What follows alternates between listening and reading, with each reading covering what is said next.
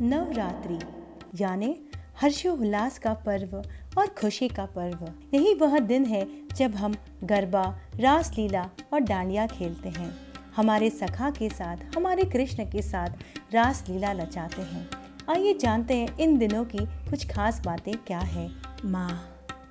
माँ यानी प्यार, प्यार प्यार और प्यार ही प्यार और सिर्फ दुलार। माँ एक सुखद अनुभूति है, वह एक शीतल आवरण है जो हमारे दुख तकलीफ की तपिश को ढक देती है। उसका होना हमारे जीवन की हर लड़ाई को लड़ने की शक्ति देता है। हमारे जीवन का उपदेश ही मोक्ष है। फिर भी कहते हैं शक्ति का संचय करो, शक्ति की उपासना करो। क्यों? क्योंकि शक्ति ही जीवन है, शक्ति ही धर्म है, शक्ति ही सत्य है, शक्ति ही सर्वत्र व्याप्त है और शक्ति की ही हम सभी को आवश्यकता है। कहते हैं ना, शक्ति के बिना तो शिव भी शव है और हरि भी हर है। हस्बैंड के नाम के आगे लगाया जाता है श्रीमान यानी श्री यानी शक्ति, जो उनकी वाइफ की शक्ति है। यानी बिना वाइफ की या उनकी शक्ति के बिना तो हस्बैंड भी कंप्लीट नहीं है। तो आइए देखिए इस शक्ति की महिमा कितनी अपरंपार है। जब शक्ति का नाम आता है और जब माँ का नाम आगे आता है तो हमारे सामने दुर्गा माँ की मूर्ति दिख जाती है। आइए देखिए दुर्गा माँ की उत्पत्ति कैसे हुई। पौराणिक कथा के अनुसार महिषासुर नाम का एक बड़ा ही शक्तिशाली राक्षस था। वह अमर होना चाहता था, इसलिए उसने ब्रह्मा जी की तपस्या की और उन्हें खुश कर कर उन्होंने उनसे अमर होने का वरदान मांग लिया। महिषासुर की यह बात सुनकर ब्रह्मा जी बोले कि जो इस संसार में पैदा हुआ है उसकी मृत्यु तो निश्चिंत ही है, इसलिए जीवन और मृत्यु को छोड़कर जो चाहे मांग लो। ऐसा सुनकर महिषासुर ने कहा कि प्रभु, मुझे ऐसा वरदान दीजिए कि मेरी मृत्यु न तो किसी देवता से, न तो असुर के हाथों हो और न ही किसी मानव के हाथों हो, अगर हो तो किसी स्त्री के हाथों ही हो।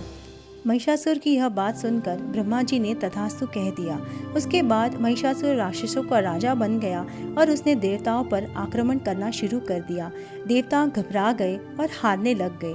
हार कर वे भगवान शिव और विष्णु के पास गए, लेकिन महिषासुर के हाथों सभी जन पराजित हो खड़े थे और देवता बहुत ही डर गए थे। महिषासुर के रक्षा के लिए सभी देवताओं ने भगवान विष्णु के साथ आदि शक्ति की आराधना की। उन सभी के शरीर से एक दिव्य रोशनी निकली, जिसने एक बेहद ही खूबसूरत अप्सरा के रूप में देवी दुर्गा का रूप धारण कर लिया। देवी दुर्गा को देख महिषासुर उन पर मोहित हो गया और उनसे शादी करने का प्रस्ताव सामने रखा। बार बार वह यही कोशिश करता रहा। देवी दुर्गा मान गई, लेकिन एक शर्त पर। उन्होंने कहा कि महिषासुर को उनसे लड़ाई में जीतना होगा। महिषासुर मान गया और फिर लड़ाई शुरू हो गई, जो कि 9 दिन तक चली। 10वें दिन देवी दुर्गा ने महिषासुर का अंत कर दिया और तभी से यह नवरात्रि का पर्व मनाया जाता है। युद्ध के दौरान माता पार्वती ने चंड मूंड आदि दैत्य को तो मार दिया, परंतु रक्त बीज को मारने में अभी तक असफल रही थी, क्योंकि रक्त बीज के शरीर से जितनी भी रक्त की बूंदें धरा पर गिरती, उसके ही समान एक और दैत्य उत्पन्न हो जाता। इसलिए अभी तक माता पार्वती उसका वध न कर सकी। फिर माता पार्वती ने माँ काली का रूप धारण किया और अपना मुंह फैलाकर रक्त बीज का खून पीने लगी। इसी तरह उन्होंने अपनी जीभ फैलाई, जिससे रक्त बीजों को निगल गई और वहीं पर उन्हें रक्त बीन कर मार डाला। जो देवी महिषासुर का वध कर सकती है, वह देवी कितनी शक्तिशाली होगी, उसका अनुमान आप लगा ही नहीं सकते। आइए देखते हैं किस तरीके से उन्हें अपनी शक्तियाँ प्राप्त हुई थी।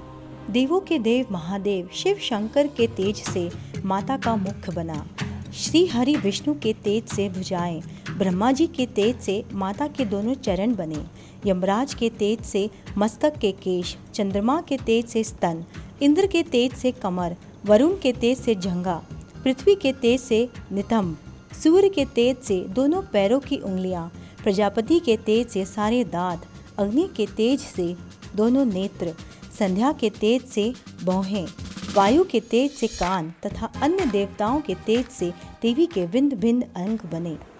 इन 9 रातों में माता के भक्त माँ दुर्गा के विभिन्न शक्ति रूपों की पूजा करते हैं। इसी दौरान घरों में जागरण होता है, व्रत रखा जाता है और आखिरी दिन कन्याओं का पूजन कर उन्हें भोग लगाया जाता है। नवरात्रि में एक खास चीज़ होती है, वो है डांडिया और गरबा। आइए जानते हैं डांडिया और गरबा खेलने का राज क्या है। दोनों ही नित्य रूपों से माँ दुर्गा और महिषासुर के बीच मचे हुए युद्ध को दिखाया जाता है। डांडिया, जो कि हम छड़ी से खेलते हैं, यह रंगीन छड़ी को माँ दुर्गा की तलवार के तौर पर देखा जाता है। और बात करते हैं गरबा की। गरबा यानी गर्भ से, माता के गर्भ से उत्पन्न होने वाली शक्ति। गरबा के शाब्दिक अर्थ पर गौर करें तो यह गर्भ दीप से बना है।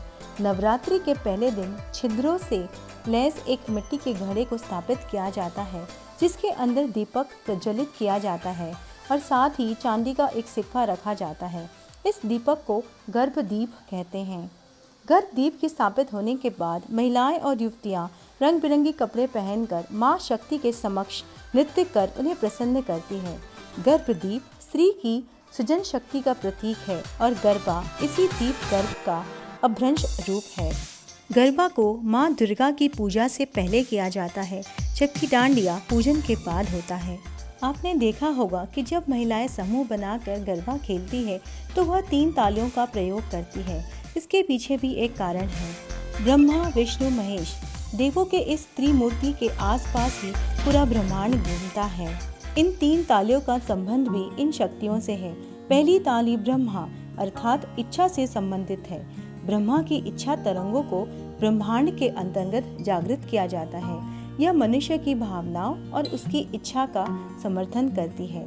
दूसरी ताली के माध्यम से विष्णु रूपी कार्य तरंगे प्रत्यक्ष रूप से मनुष्य को शक्ति प्रदान करती है। तीसरी ताली का संबंध शिव भगवान से है।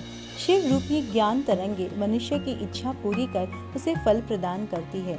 ताली की आवाज से तेज निर्मित होता है और इस तेज की मदद से शक्ति स्वरूप माँ अम्बा जागृत होती है।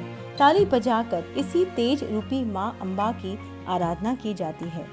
गरबा देवी माँ के आशीर्वाद का आह्वान करने और अपने बच्चों की रक्षा करने के लिए उन्हें धन्यवाद देने के लिए किया जाता है। नृत्य के माध्यम से हम उन्हें अधर्म का नाश करके धर्म को बनाए रखने के लिए विनती करते हैं।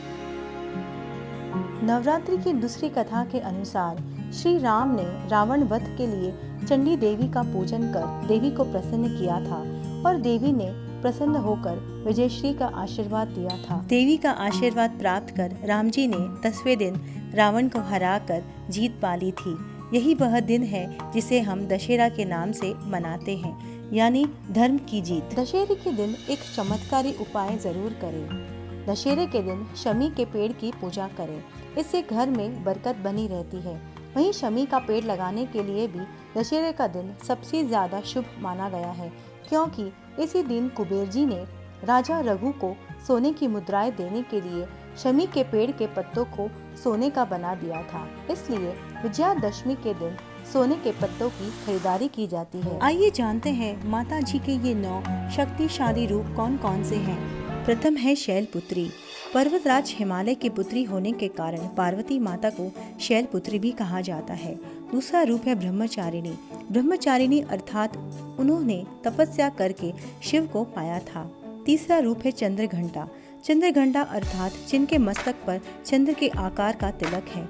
चौथा स्वरूप है कुष्मांडा। ब्रह्मांड को उत्पन्न करने की शक्ति प्राप्त करने के बाद उन्हें कुष्मांडा कहा जाने लगा। उदर से अंत तक वे अपने भीतर ब्रह्मांड को समेटे हुए है, इसलिए कुष्मांडा कहलाती है। पांचवा स्वरूप है स्कंद माता। पार्वती के पुत्र कार्तिकेय का नाम स्कंद भी है, इसलिए वे स्कंद की माता कहलाती है। छठा स्वरूप है कात्यायनी देवी। महर्षि कात्यायन की तपस्या से प्रसन्न होकर उन्होंने उनके यहाँ पुत्री के रूप में जन्म लिया था, इसलिए वे कात्यायनी भी कहलाती है। कात्यायन ऋषि की यही कन्या ने महिषासुर का वध किया था। उसका वध करने के बाद यही दुर्गा माँ महिषासुर मर्दिनी कहलाने लगी। सातवां रूप है काल रात्रि। माँ पार्वती देवी काल अर्थात हर तरह के संकट का नाश करने वाली है, इसलिए काल रात्रि कहलाती है। आठवां रूप है महागौरी। माता का वर्ण कुंड गौर अर्थात गोरा है, इसलिए वे महागौरी कहलाती है। कहते हैं पार्वती माता ने शिवजी को प्रसन्न करने के लिए कठोर तप किए थे। उसी तप के कारण उनका वर्ण काला पड़ गया था। तब शिवजी ने प्रसन्न होकर उनके शरीर को गंगाजल के पानी से पवित्र किया और धोया। तब वह विद्युत प्रभा के समान अत्यंत कांतिमान गौरी हो उठी। तभी से उनका नाम महागौरी पड़ गया। और माता का 9वां रूप है सिद्धिदात्री। जो भक्त पूर्णत होकर उन्हीं के प्रति समर्पित रहता है उसे वे हर प्रकार की सिद्धि दे देती है, इसलिए उन्हें सिद्धिदात्री कहा जाता है।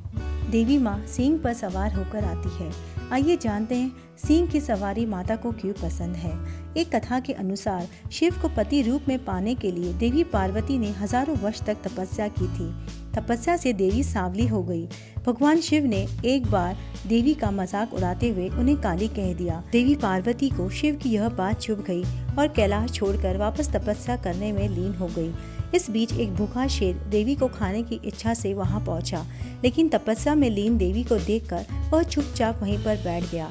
शेर सोचने लगा कि देवी जब तपस्या से उठे तब मैं उन्हें अपना आहार बना लूंगा।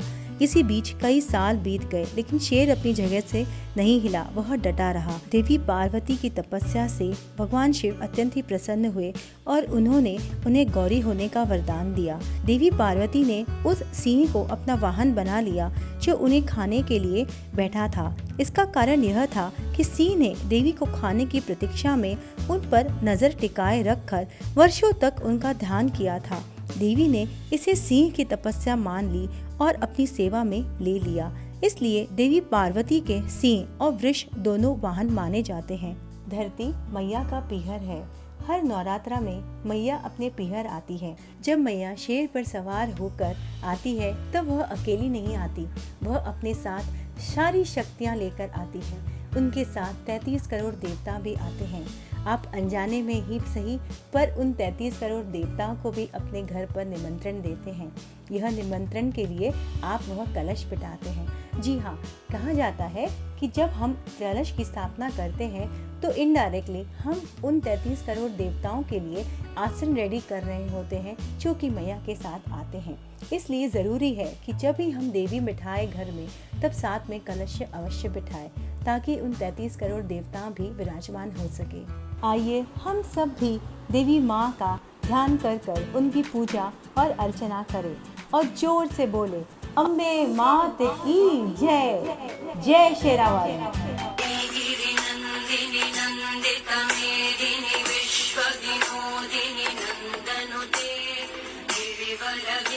शिरोधिनि वासिनि विष्णु विलासिनि विष्णुनुते।